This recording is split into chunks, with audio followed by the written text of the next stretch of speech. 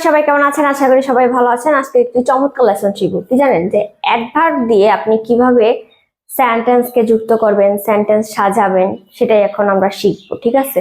তো এখানে একটা উদাহরণ দেওয়া আছে, চলুন সেটাকে দেখে নিই। তো এখানে একটা জিনিস খেয়াল করুন, ঠিক আছে, যে প্রথম বাক্যের ভার্বের বর্ণনা যদি পরের বাক্যের কোনো অ্যাডজেক্টিভের মাধ্যমে হয়, তাহলে প্রথম বাক্যের পর দ্বিতীয় বাক্যের অ্যাডজেক্টিভকে অ্যাডভার্ব করতে হয়। ঠিক আছে?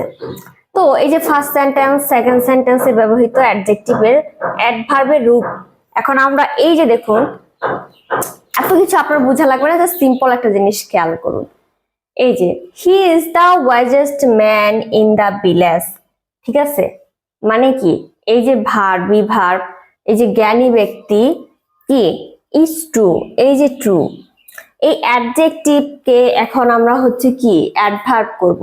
তো এখানে একটা জিনিস খেয়াল করুন, এখানে হচ্ছে গিয়ে এই যে দেখুন, এই সেন্টেন্সটাকে আপনি হচ্ছে কিভাবে একটা সেন্টেন্সে রূপান্তর করবেন সেটাই এখন দেখুন।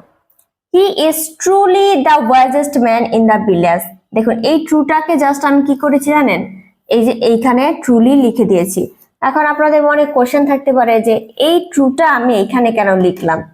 তো একটা জিনিস ব্যাপারটা খেয়াল রাখবেন, এই যে বি ভার্ব আছে না, সাধারণত যখন সেন্টেন্সের মধ্যে বি ভার্ব থাকবে, এই যে ইজ, এম, আর এগুলা থাকবে, তখন আপনি বি ভার্বের পর সবসময় অ্যাডভার্বটা ইউজ করবেন। দেখবেন সেন্টেন্সটা স্ট্রাকচারটা সুন্দর হয়ে গেছে। যেমন he is truly the wisest man in the village, সেন্টেন্সটা কিন্তু অনেক সুন্দর হয়েছে। দেখুন কি, মানে সে সত্যি একজন কি ভিলেজের মধ্যে কি একজন জ্ঞানী ব্যক্তি।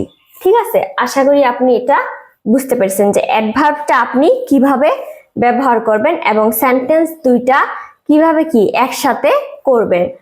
সো এই সেন্টেন্সটা যদি কেউ বুঝতে না পারেন, অবশ্যই আমাকে কমেন্ট করে জানাবেন যে ম্যাম আমি বুঝতে পারিনি, আমাকে বুঝিয়ে দেন। আমি অবশ্যই আপনাদের বুঝিয়ে দেওয়ার ট্রাই করব। সো আজকে এই পর্যন্তই, দেখা হবে অন্য কোনো ভিডিওতে। ততক্ষণ পর্যন্ত সবাই ভালো থাকবেন। ধন্যবাদ সবাইকে।